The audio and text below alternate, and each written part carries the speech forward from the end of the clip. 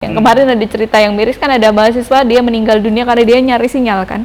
Itu kalau kita jadi strike itu bisa langsung jadi strike, bisa jadi langsung mahasiswa meninggal karena dia mau kirim tugas. Udah selesai beritanya. Tapi kalau kita jadi feature itu bisa lebih dalam lagi. Kenapa mahasiswa itu bisa nggak dapat? Kenapa harus mencari sinyal begitu? Apakah tugasnya terlalu susah? Bagaimana kalau ternyata selama ini sekolah di rumah itu ternyata adalah juga privilege? Ada yang ternyata dia satu rumah handphonenya satu.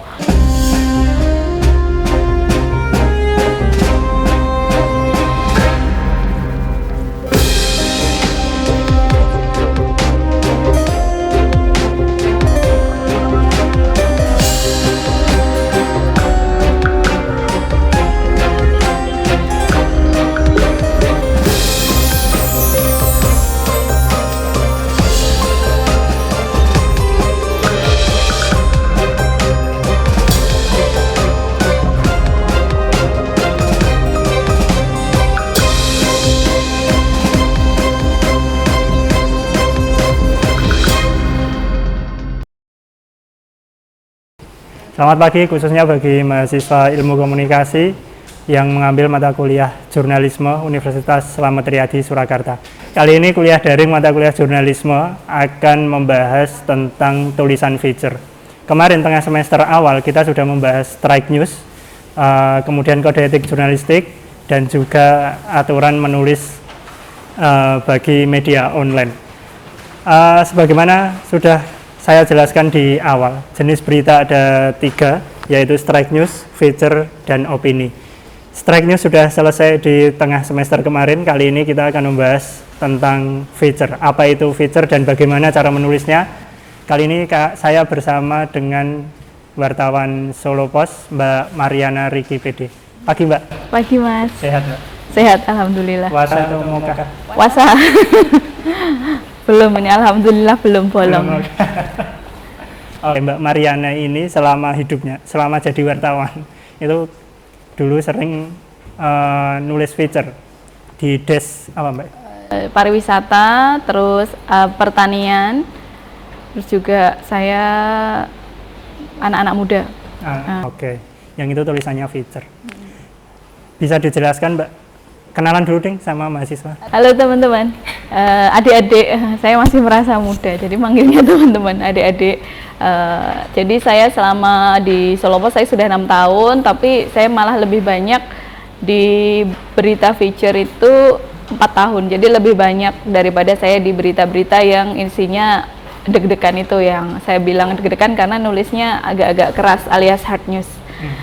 Nah, kalau berita feature itu benar-benar jauh berbeda dibandingkan dengan berita strike ya. Jadi kalau teman-teman nonton berita strike itu informasinya lugas, jelas, terus langsung to the point, tidak diajak untuk refresh begitu, tidak diajak untuk informasinya terkadang tidak lebih dalam. Tapi kalau feature itu lebih dalam lagi. Jadi kalau strike news itu kadang-kadang bisa jadi adalah berita yang dia itu hari ini, kemudian dia tayang hari ini, tapi kalau feature berita yang 10 tahun yang lalu pun itu masih layak disebut berita karena dia lebih santai, jadi lebih rileks dan pembahasannya lebih tidak melulu yang sekarang-sekarang atau yang apa ya istilahnya up to date begitu. Dan bagaimana feature itu terbuat atau dibikin itu tidak harus berita yang seolah-olah yang harus mengungkap sisi yang humanisme. Kadang-kadang cerita yang semacam cerita-cerita yang ada humornya, pengalaman ojol, kemudian dia dapat duit, atau pengalaman ojol yang lucu-lucu, kadang-kadang itu bisa ditulis menjadi feature. Jadi nggak melulu yang ada sisi humanismenya, tapi kalau sekarang yang dicari itu biasanya yang ada sisi humanismenya, human interestnya. Kalau orang yang nggak punya duit, kemudian dia ada yang ngasih. Kalau yang sekarang kemarin kita yang viral ada Ferdian Paleka yang ngasih duit, yang ngasih sembako tapi ternyata isinya sampah, itu kemudian ada yang marah dan membalasnya dengan mereka bagi-bagi beneran sembako tapi malah ada duitnya. Nah, itu ada sisi human interest-nya di situ. Sebenarnya kalau kita lihat dalam tayangan paling begitu saja, tapi ketika digambarkan menjadi tulisan atau kita menulis dari sisi lain, katakan siapa saja yang mendapatkan bantuan itu, terus bagaimana dia berjuang di masa pandemi. Nah, itu bisa jadi sisi lain yang sebenarnya menarik untuk dibahas, dan feature itu seperti itu. Jadi terkadang bukan apa yang ada di depan mata, tapi kadang agak sedikit mundur ke belakang, tapi juga tetap menarik untuk diberitakan gitu. Bahkan berita yang hard news itu bisa dibikin, ada sisi feature-nya ya Mbak. Misalnya corona gitu Mbak. Atau kematian Didi Kempot kemarin. Itu bisa dibikin feature juga. Banyak sekali kalau Didi Kempot, kalau kita mau menuliskan karena dia ya tokoh yang sangat fenomenal, itu sisi feature-nya itu bisa digali banyak sekali. Misalnya dari bagaimana dia bermula dari seorang pengamen. Nah, dari sisi hidupnya dia dari pengamen, kemudian sebenarnya kan dia udah hits tahun 98 ya, tapi pada saat itu tidak di nasional, tapi cuma paling daerah-daerah yang di Jawa Tengah, Jawa Timur, atau mungkin orang-orang perantauan yang dia asalnya dari Jawa Tengah karena dia kan bahasa Jawa. Dia juga pernah bikin single bahasa Indonesia tapi tidak terlalu booming. Nah, dari situ saja kita sudah dapat satu feature yang menarik. Belum lagi kalau kita bercerita bagaimana kemudian dia dikenal. Bagaimana dia bikin satu generasi baru, Sobat Ambyar, Sad Boy, Sad Girl, yang itu kalau diceritakan bisa jadi cerita yang menarik yang lainnya lagi.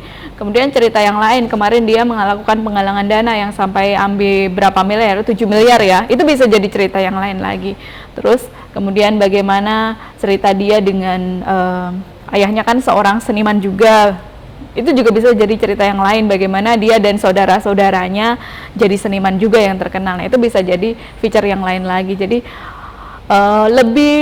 lebih banyak sekali kalau berbicara feature karena lebih lepas gitu. Jadi tidak sekadar ada satu lingkaran. Kalau strike saya bilang satu lingkaran, feature itu bahkan bisa banyak sekali lingkarannya, bisa lebih lebar begitu, karena dia mengambil sisi lain yang diceritakan yang mungkin tidak menarik kalau kita tidak membahasnya. Oke, siap. Itu tadi udah dijelaskan Mbak Nana terkait feature. Apa itu feature? Feature itu soft news atau berita yang soft. Kalau satunya feature, strike news adalah hard news. Kalau feature adalah soft news. Kemudian Mbak Nana juga menjelaskan tentang sifatnya feature adalah timeless. Jadi tulisan tahun lalu bisa dibaca tahun ini dan relevan, masih relevan. Timeless. Kalau strike news sifatnya basi, cepat basi. Kalau berita hari ini ya berita hari. Bahkan berita detik ini ya harus dibaca detik ini. Seperti itu. Kemudian cara menggali feature salah satunya adalah dengan menggali dari berita-berita strike news yang besar itu, kemudian digali. Kalau Mbak Nana tadi mencontohkan Didi Kempot, itu bisa ada feature-featurenya seperti itu. Kemudian Mbak, bahasa yang digunakan dalam feature apa beda dengan strike news? Berbeda sekali. Kalau saya bilang kadang-kadang kalau kita terpaku pada bahasa Indonesia itu, kalau kebetulan di koran tempat saya bekerja, kalau bisa kamu pakai bahasa Indonesia yang PBI ya, atau sesuai dengan KBBI. Tapi kalau di feature lebih bebas, jadi boleh mencantumkan bahasa-bahasa Jawa, tapi tetap ada ya terjemahannya. Kan kalau kita di Solo kan banyak sekali orang bahasa-bahasa yang terkadang kalau kita terjemahkan ke bahasa Indonesia itu feel-nya kurang dapet gitu. Kalau misalnya seperti itu, dan itu lebih santai lagi. Kemudian kita boleh mencantumkan bahasa-bahasa yang tidak gaul. Kalau misalnya kita Sobat Ambyar katakan ambyar, kalau di bahasa Indonesia kan nggak jadi itu remuk, sobat remuk, beda lagi artinya. Jadi boleh lebih bebas seperti itu. Kemudian agak-agak ya gitu boleh, tapi ada keterangannya. Jadi nggak semua nggak lebih nggak semua orang kan tahu artinya. Tapi kalau dikasih keterangan, oh artinya dia dapat ilmu baru begitu. Oh ternyata ada bahasa yang kayak gini. Nah, itu lebih relax, lebih santai lagi.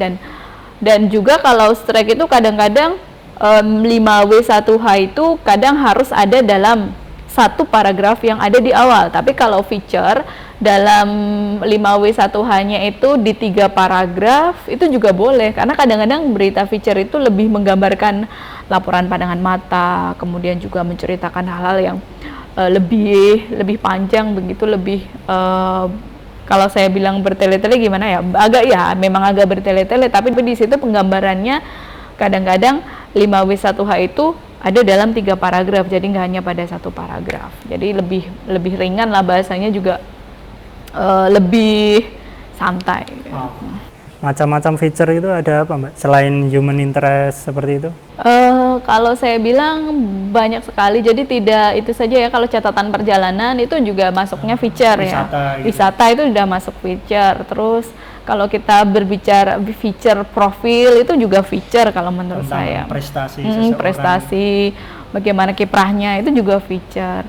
Kemudian ya boleh nggak ya kalau kita sebut ya semacam infotainment itu, tapi ini yang lebih berbobot ya, tidak hanya sekedar gosip ya, tapi kayak Didi Kempot itu kan sebenarnya dia kalau dituliskan itu kan dia adalah seniman, dan beritanya itu akan lebih banyak feature-nya daripada dia bikin hard news. Kalau menurut saya begitu, karena dia lebih santai, lebih relax begitu. Tapi kemarin waktu dia meninggal kan langsung jadi breaking news begitu. Nah, penulisan feature itu membutuhkan waktu yang sedikit agak lama daripada strike news. iya, menurut saya begitu, karena menyusunnya kata-katanya itu kita pasti akan lebih pemilihan katanya juga. Kalau hard news kan seorang pria ditemukan langsung misalnya ada narasumber yang dia ngomong, kita langsung bisa ngetik. Tapi kalau feature ada dientaskan dulu, kadang-kadang mikir, oh iya tadi ada ini, oh iya. Kalau misalnya saya sendiri kan saya lebih banyak banget nulis catatan perjalanan, saya lebih banyak memikirkan, oh lebih runtut, oh iya berarti tadi saya lewat sini, dan itu terkadang memang kalau dibilang lebih sulit, memang lebih sulit, karena kadang-kadang ada detail-detail di situ yang kita harus tahu sendiri. Oke. Yang detail-detail itu Mbak, misalnya Mbak Nana pernah liputan kemana? Misalnya kalau saya mendaki Gunung Lawu nih, kalau saya mendaki Gunung Lawu sebenarnya ceritanya akan selesai 1 paragraf. Saya mendaki Gunung Lawu tanggal ini begini, saya pulang begini, 7 jam turun-turun begini, udah selesai 1 atau 2 paragraf. Tapi saya harus menceritakan apa saja yang saya temui di sana, misalnya bagaimana berapa pada saat itu saya berapa rombongan, kemudian jarak antara pos 1 dan pos 2 seperti apa, berapa lama saya ketemu apa saja, ada di situ ada tanaman apa saja, kan di situ terkadang kalau memang bukan orang yang dia tertarik untuk mendaki ya dia akan skip, tapi kadang ada orang yang memang mencari, dia pengen naik ke gunung ini tuh berapa lama sih sebenarnya. Nah di situ yang jadi semacam detail-detail yang penting, dan itu sebaiknya ada di feature. Berarti feature itu apa yang kita lihat, apa yang kita pandangan mata dirasakan, mencium bau gitu juga. Iya, kadang-kadang iya boleh. Oke. Sebagai intermezzo ya, Mbak Nana ini kan udah sekian tahun menulis feature, dan beliau ini menang Mbak, berbagai kemarin kemarin sih saya tahun 2018 Anugerah Pewarta Wisata Indonesia itu juara ketiga itu nasional. Dari Kementerian Pariwisata. Sebelumnya ada sih, tapi bukan yang tulisan feature. Oke. Apa yang didapat dari menulis feature? Kalau Mbak Nana khusus perjalanan wisata ya, itu apa Mbak yang didapat? Jadi lebih menghargai perjalanan itu sendiri. Kadang-kadang kita kan dan juga tidak melulu sebagus apa yang dibayangkan atau diceritakan orang. Jadi kalau misalnya kita mau kemana begitu kan, kita pasti bayangannya kita dapat di Instagram bagus banget, tapi ternyata sampai sana udah kayak begitu, atau tiba-tiba hujan deras dan sebagainya, atau pengennya sih begini tapi ternyata begitu udah. Dan tapi kita kan sudah mau nggak mau harus jadi tulisannya. Gimana ya kita bisa bikin cerita itu jadi menarik? Sebenarnya sih, misalnya kalau sekarang kan yang jadi saya pernah ke bekas tambang, di situ kan jadi tempat wisata. Sebenarnya kalau di foto itu bagus banget. Saya nggak tahu apakah ini memang pinter-pinternya fotografer atau bagaimana. Itu saya ke sana tuh ternyata biasa aja. Tapi kan saya sudah sampai di sana, saya harus tulis dong. Nah itu kadang-kadang saya bingung, saya mau ngambil seperti apa gitu. Tapi ternyata memang kalau dinikmati, oh ternyata itu yang jadi beda. Jadi itu yang menurut saya bikin kenapa tidak seindah kelihatannya, tapi tetap harus bikin jadi cerita. Nah, itu dia. Ada pengalaman buruk saat Sering sekali. Apalagi kalau ke tempat-tempat wisata yang di sana di Google Maps itu dia jauh, terus tiba-tiba kita mau ke situ sinyal hilang. Nah, kita terus tiba-tiba belum sampai tempatnya udah hujan deras, tersesat. Kita dilewatkan jalan yang benar-benar serem, dilewat di tengah. Karena kan kalau kita benar-benar ke daerah yang baru itu kan kadang nggak hanya ada perkampungan yang bisa ditanya, tapi di situ cuma ada kita dan kita mau ngandelin Google Map, tiba-tiba dilewatin tengah kuburan, dilewatin tengah sawah, dan wah itu benar-benar pengalaman saya yang aduh ya kayak gitu deh. Oke. Karena feature itu harus mendeskripsikan secara detail ya, Mbak. Itu berarti panjang tulisannya itu lebih panjang daripada strike news ya. Otomatis seperti itu ya. Otomatis seperti itu. 2.500 karakter sampai 4.000 ya kalau saya di koran kan. Itu apa hanya deskriptif atau gimana? Ada tambah lagi. Apa saja informasi yang didapat bisa masuk di situ kalau menurut saya. Oke. Sebagai gambaran, feature itu kalau di TV misalnya, kalau di koran kan tadi tulisan-tulisan. Kalau di TV misalnya itu liputan feature itu My Trip, My Adventure, buka mata, ya. jenisnya ya. Si Bolang itu juga Bolang itu feature. Terus apa yang populer ya? Momen yang piknik-piknik kuliner kayak gitu feature. Jadi kalau di TV kita hanya melihat gambar, pedas, asin, ini ada apa-apa. Lah nek di koran itu ditulis. Ya gitu. Terus kalau My Trip, My Adventure, batunya licin atau kedalamannya sekian. Kalau di TV cuma diomongkan dan digambar, kalau di tulisan ditulis. Makanya lebih panjang kalau di tulisan. Lebih panjang dan menggambarkannya mungkin dari ujung kepala sampai ujung kaki kayak gitu. Kalau apapun feature, meskipun ini feature kita lebih santai, tapi kita harus tetap memilih yang mau diambil itu apa. Jadi kalau kemarin teman-teman hard news harus ada angle, harus ada ini feature itu juga sama. Cuma lebih santai, kita lebih bebas ngambilnya. Itu sama juga, mau ngambil yang dari sudut pandang yang mana, terus alurnya juga kronologis, itu juga harus ada. Kemudian juga konteksnya, apakah ini kita kasih pemahaman seperti ini atau kita mau ngapain sih sebenarnya dengan tulisan itu. Kemudian juga fokus dari tulisan itu tuh juga harus ada. Jadi nggak melulu kalau feature terus bebas mau diapain, tapi harus ada itu juga. Jadi pembaca itu tahu gitu mau dibawa kemana di tulisan atau di tayangan yang itu. Susah nulis feature atau strike? Susah nulis feature. Kadang kalau nulis feature 2 jam itu baru selesai. Strike 30 menit jadi.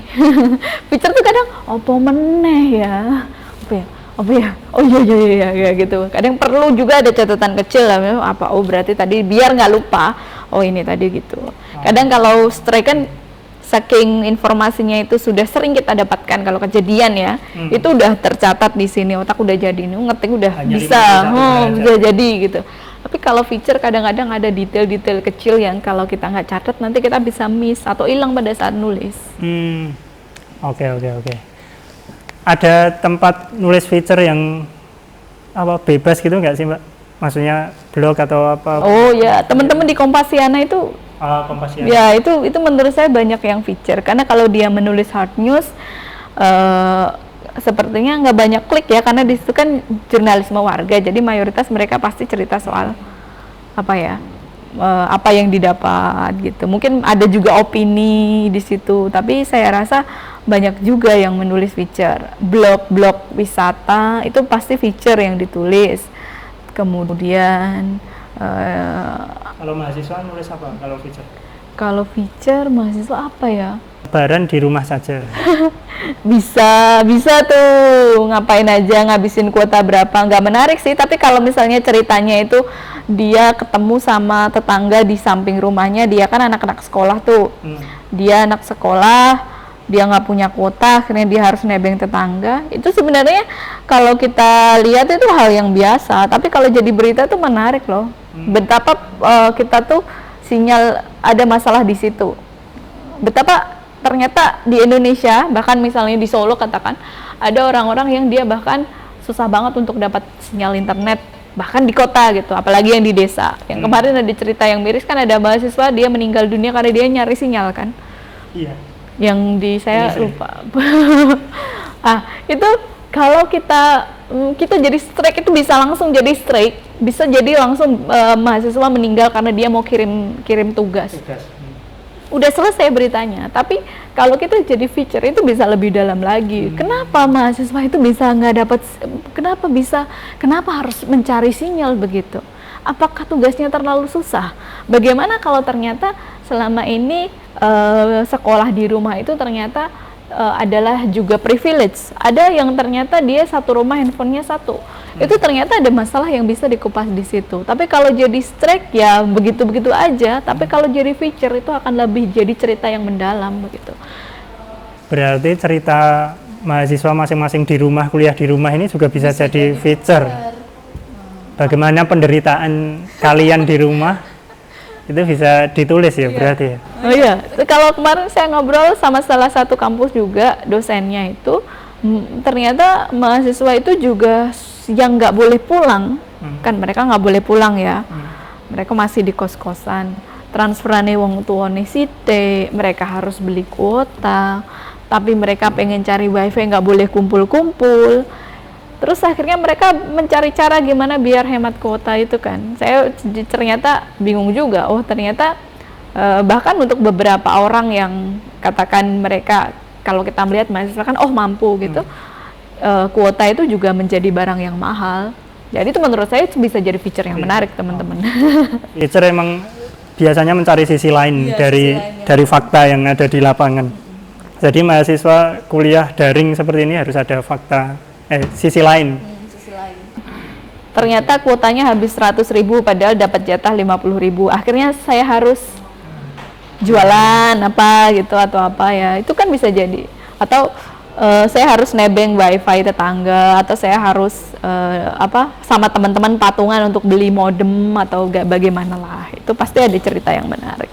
Tapi bagi yang nggak nggak terbiasa menulis, itu tetap susah ya, Pak? Biasanya seperti menulis buku harian katakan. Tapi nanti bahasanya ketika seperti menulis sebenarnya begini atau ya katakan seperti menulis buku harian ya. Tapi ketika menulis feature kan nanti ada bahasa-bahasa yang diubah. Tapi pada saat awal memulai seperti nulis buku harian aja. Apa yang dirasakan, bagaimana misalnya mulai dari, kan kita pasti dari awal mau menulis kita akan menulis apa ya, oh iya dek wingi tugasnya ngenteknya 500 MB gitu, atau kemarin pertemuan Zoom itu aku pernah habis sampai 1 GB padahal kuotaku cuma 12 GB. Nah katakan itu kan bisa jadi awal tulisan, kemudian sesudah itu dia bisa bikin cerita yang lain, tetek bengeknya di belakang gitu. Secara jurnalistik ada kaidah sendiri nggak menulis feature ini? Sama harus ada 5W plus 1H. Tidak ada beda, harus ada itu. 5W 1H itu harus ada kalau mau disebut sebagai produk jurnalistik. Pakai data itu boleh ya feature? Boleh. Berbasis data gitu? Boleh. Misalnya di dalam katakan satu kelas ada 40 yang kita bikin siapa yang ternyata dia selalu tidak pernah ikut karena dia itu kan kita ada beberapa persentasenya di situ. Nah kemudian dari data itu kita olah, ternyata yang tidak pernah ikut meeting Zoom katakan kenapa alasannya. Nah itu udah jadi berita yang menarik sebenarnya. Bahkan memang tidak menarik untuk katakan kita akan pesimistis apakah ini menarik untuk orang lain, tapi ini menarik juga untuk teman-teman yang lain ternyata, dan siapa tahu nanti bisa bikin kepedulian yang lain tuh meningkat. Oh ternyata kayak gak tahu melu meeting Zoom mergone gak duwe kuota atau seperti itulah. Ada nggak pemilihan angle, Mbak? Kalau feature ya?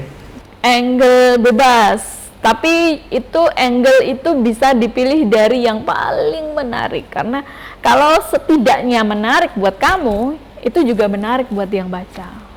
Kalau ternyata dia menilai kita agak apik ya wes golek angle-ane. Ketika wisata kemana? Kalau misalnya luar negeri kemarin saya terakhir sebelum pandemi corona itu saya kan ke Myanmar tuh. Nah, itu benar-benar pada saat itu saya waktu ada di sana, saya itu baca bagaimana Wuhan di lockdown semuanya itu, terus ada yang meninggal itu waktu itu baru tercatat sekitar itu bulan Januari, pertengahan Januari itu belum ada belasan yang meninggal.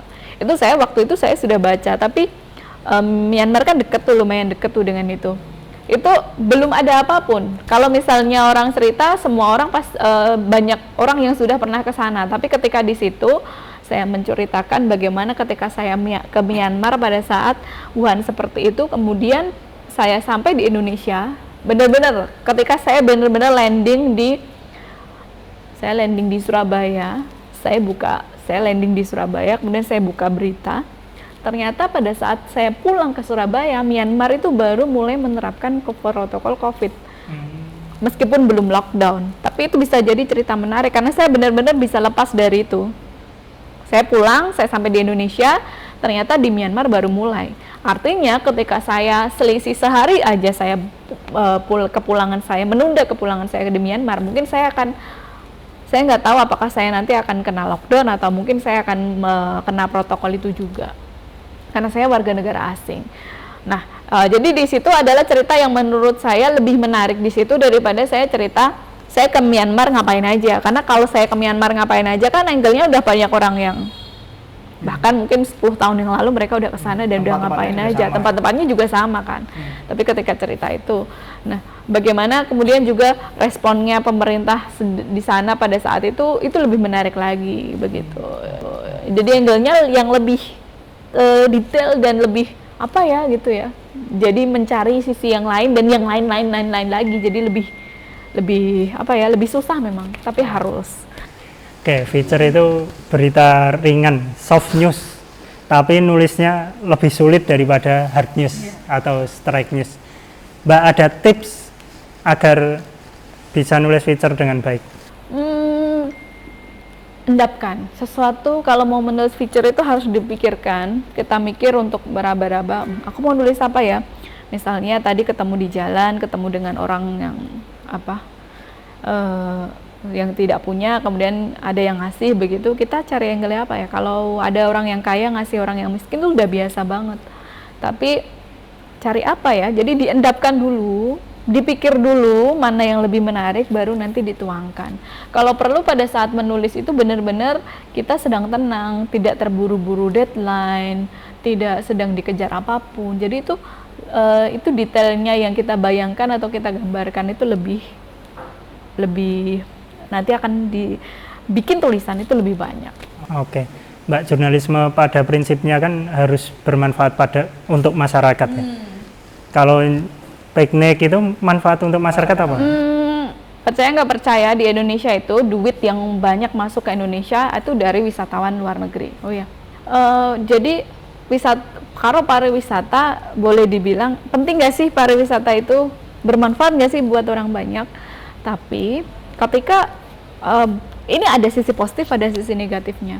Jadi ketika kemarin wisata itu sedang booming-boomingnya, Instagram sedang booming-boomingnya, itu banyak desa-desa itu yang akhirnya mereka juga penasaran untuk bikin, dan akhirnya duit itu masuk ke desa itu. Katakan desa itu awalnya adalah desa yang tidak punya, saya dikatakan di satu daerah di situ kan awalnya kalau kita ngomong bekas tambang itu artinya bekas tambang yang ditutup, tidak ada uang lagi yang masuk. Tapi ketika masyarakat bisa mengolah dan ditata dengan bagus, akhirnya jadi duit dari mana aja, meskipun cuma bayar 2.000 dari desa sebelah, katakan wisata ke situ, duit yang masuk itu bisa untuk pemberdayaan masyarakat. Jadi menurut saya kalau kita bilang lah wisata yopo gitu, itu di situ. Jadi itu bisa bikin geliatnya itu perekonomian, membangkitkan perekonomian desa. Itu kalau yang wisata yang di desa ya. Tapi kalau yang di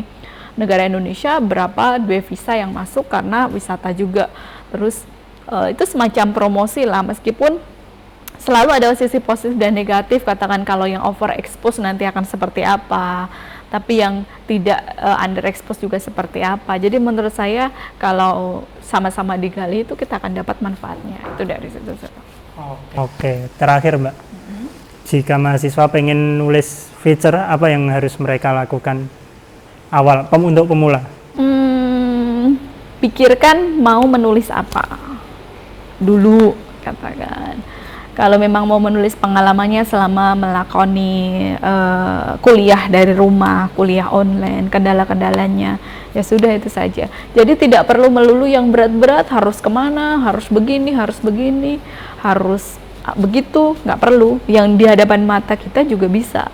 Misalnya ternyata kita buka pintu di depan, ternyata ada anak-anak yang dia malah main-main begitu. Padahal kan dia harusnya di rumah. Kenapa dia nggak boleh keluar karena itu? Nah, itu bisa jadi berita lagi.